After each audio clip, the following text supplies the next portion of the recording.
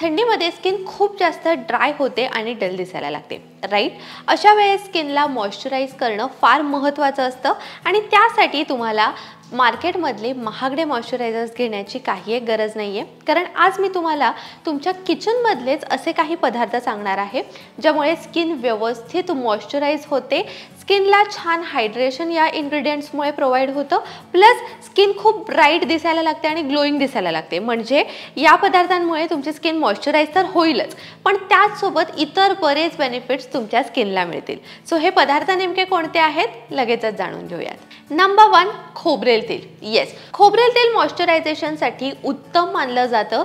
यामध्ये antibacterial properties असतात, ज्यामुळे तुमच्या स्किनवरती कोणत्याही प्रकारचं इन्फेक्शन होत नाही, प्लस तुमच्या स्किनवरती रॅशेस वगैरे सुद्धा खोबरेल तेलामुळे येत नाहीत। जर तुमची स्किन ऑइली असेल तर तुम्हाला खोबरेल तेल वापरणं अवॉइड करायचं आहे, कारण खोबरेल तेल कॉमेडोजेनिक पण असतं। म्हणजे खोबरेल तेलामुळे तुमच्या चेहऱ्यावरचे जे छिद्र असतात, तुमच्या स्किनमधले जे छिद्र असतात ते ब्लॉक होऊ शकतात आणि त्यामुळे तुम्हाला पिंपल्स आणि ॲक्नेचा इश्यू सुरू होऊ शकतो।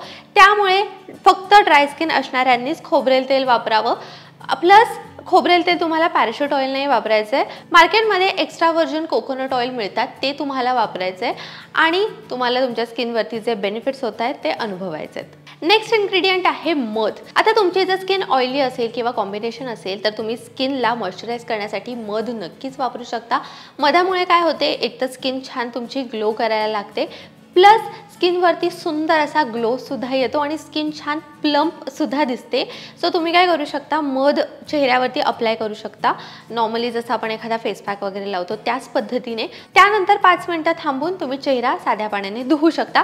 हे तुम्ही सकाळी उठल्यावरती सुद्धा करू शकता आणि रात्री झोपण्यापूर्वी सुद्धा करू शकता। मध तुमच्या स्किनला मॉइश्चराइज तर करतंच, पण त्याचसोबत हे खूप छान क्लेन्झर म्हणून सुद्धा काम करतं। सो मधामुळे तुमची स्किन स्वच्छ सुद्धा होते आणि मॉइश्चराइज सुद्धा होते। नंबर 3, तूप। तूप हे असं इन्ग्रेडियंट आहे ज्यामुळे तुमच्या चेहऱ्याला खूप चांगल्या पद्धतीने मॉइश्चरायझेशन प्रोव्हाइड होतं, प्लस यामुळे तुमच्या चेहऱ्यावरती सुंदर असा ग्लो येतो आणि तुमच्या चेहऱ्याचं जे टेक्स्चर आहे, जी पोत आहे ती खूप चांगल्या पद्धतीने सुधारते।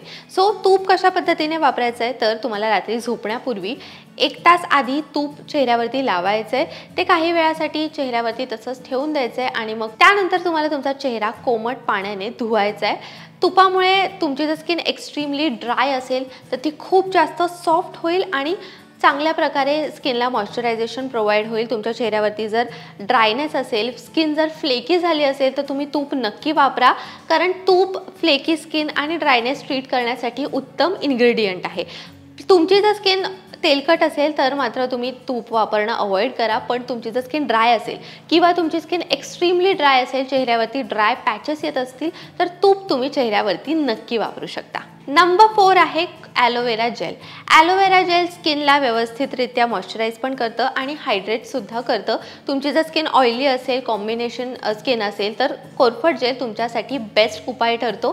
तुमच्या जर घरी कोरफड असेल तर त्याच्यातला गर काढून तुम्ही ॲक्च्युली फेस पॅक सारखं त्याला लावू शकता किंवा मग तुम्ही मार्केटमधून ॲलोवेरा जेल सुद्धा विकत घेऊ शकता, ते सुद्धा स्किनसाठी उत्तम ठरतं। जर तुम्ही नॅचरल ॲलोवेरा जेल वापरताय तर तुम्हाला काय करायचं आहे, त्याचं जे जेल आहे ते काढून घ्यायचं आहे, ते चेहऱ्यावरती अप्लाय करायचं आहे। 5 ते 10 मिनिटं हे जेल तुम्हाला चेहऱ्यावरती ठेवायचं आहे आणि मग चेहरा साध्या पाण्याने धुवून टाकायचा आहे। मार्केटमधलं जर ॲलोवेरा जेल तुम्ही इन केस वापरताय तर ते तुम्ही डायरेक्टली चेहऱ्यावरती लावून तसंच ते ठेवू शकता, एखाद्या क्रीमसारखं किंवा एखाद्या जेलसारखं। ॲलोवेरा जेलमध्ये सुद्धा अँटीबॅक्टेरियल प्रॉपर्टीज असतात, अँटी फंगल प्रॉपर्टीज सुद्धा असतात। यामुळे काय होतं, तुमच्या स्किनला कोणत्याही प्रकारचं इन्फेक्शन होत नाही, त्याचसोबत पिंपल्स किंवा ॲक्ने येण्यापासून तुमच्या चेहऱ्याचा बचाव होतो। नंबर 5, बदाम तेल। तुमची जर स्किन ड्राय असेल किंवा एक्स्ट्रीमली ड्राय असेल तर बदाम तेल तुमच्यासाठी बेस्ट ऑप्शन ठरतो। ऑइली स्किन असणारे सुद्धा बदाम तेल वापरू शकतात, पण त्याची जी क्वांटिटी आहे ती कमी ठेवा। एकदम जास्त बदाम तेलाची लेयर चेहऱ्यावरती लावू नका, अगदी थोडंसं 2 ते 3 थेंब बदाम तेल घेऊन तुम्ही चेहऱ्यावरती लावू शकता। किंवा तुम्ही काय करू शकता, तुमची जर स्किन ऑइली असेल तर थोडंसं ॲलोवेरा जेल तुम्ही घेऊ शकता आणि त्यामध्ये बदाम तेलाचे 3 ते 4 थेंब मिक्स करून तुम्ही चेहऱ्यावरती लावू शकता। बदाम तेल व्हिटॅमिन ई चा रिच सोर्स आहे, यामुळे काय होतं, स्किनचं टेक्स्चर खूप चांगल्या पद्धतीने सुधारतं, स्किन मऊ होते, त्याचसोबत स्किनला हायड्रेशन प्रोव्हाइड होतं आणि मॉइश्चरायझेशनसुद्धा प्रोव्हाइड होतं. तुमची जर ड्राय स्किन असेल तर तुम्ही डिरेक्टली बदाम तेल चेहऱ्यावरती लावा. तुमची जर ऑइली स्किन असेल तर मी ज्या पद्धतीने सांगितलंय त्या पद्धतीने तुम्ही बदाम तेल लावू शकता. बदाम तेलामुळे तुमची स्किन इव्हनसुद्धा होईल आणि एक छान ब्राईटनिंग इफेक्टसुद्धा तुमच्या स्किनला येईल. अशा पद्धतीने मार्केटमधलं महागडं मॉइश्चरायझर न वापरता अगदी घरातले कोणते इन्ग्रेडियंट्स वापरून चेहऱ्याला मॉइश्चराईज करता येतं हे आजच्या व्हिडिओमध्ये आपण जाणून घेतलंय. हा व्हिडिओ तुम्हाला कसा वाटला हे मला कमेंट्समध्ये नक्की सांगा. हा व्हिडिओ जर तुम्हाला आवडला असेल, हेल्पफुल वाटला असेल तर तो जास्तीत जास्त लोकांपर्यंत शेअर करा. त्याचसोबत लोकमत सखीच्या फेसबुक पेजला लाईक करा, यूट्यूब चॅनलला सबस्क्राईब करा, बेल आयकन प्रेस करायला विसरू नका. लोकमत सखीला इंस्टाग्रामवरती सुद्धा फॉलो करा आणि पाहत राहा लोकमत सखी.